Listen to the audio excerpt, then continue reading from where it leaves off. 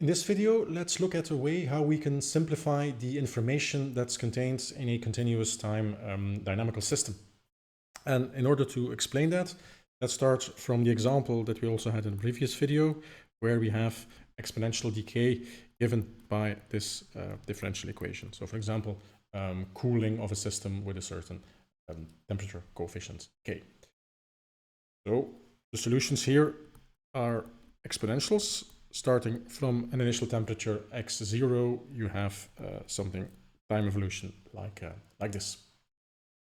Now, what I suggest you do is pause the video and make a diagram of x versus t and plot different trajectories for different initial temperatures x0 and see what happens in this very simple case.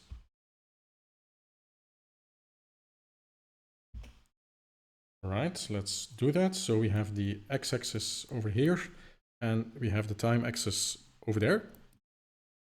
So if you have an initial condition like this, for example, then we will have a certain exponential decay that goes something like this. If we start at a higher temperature, perhaps it will take a bit longer to decay. But in general, these are the types of trajectories that we're looking at.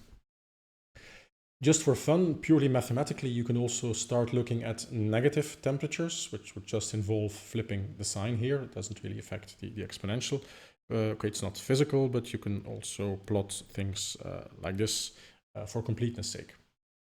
Now, whatever these curves have in common here is the fact that they converge to the equilibrium point, as it's called, x equal to 0. So equilibrium points, very important. The name already says it. It's where the system is in equilibrium, where it no longer evolves as a function of time.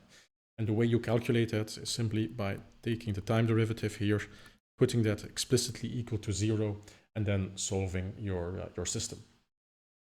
Now, the equilibrium points, they play a very important role and a similar role to fixed points in discrete time systems. So they're like the continuous version of fixed points. Okay, these diagrams, they're very nice to look at, but they contain an awful lot of lines and perhaps they don't really focus on what's essential.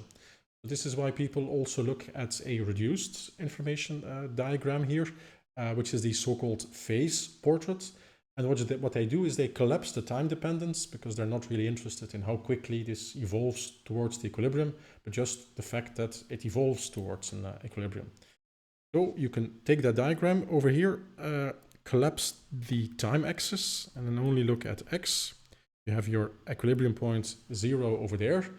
And then you can represent the behavior of all of these different curves simply by arrows. So this diagram represents that wherever you start here for an initial condition, you will eventually end up at this equilibrium point, which is a stable equilibrium point. So these phase portraits are very handy because they allow you to see at a glance where the equilibrium points are and how their stability is.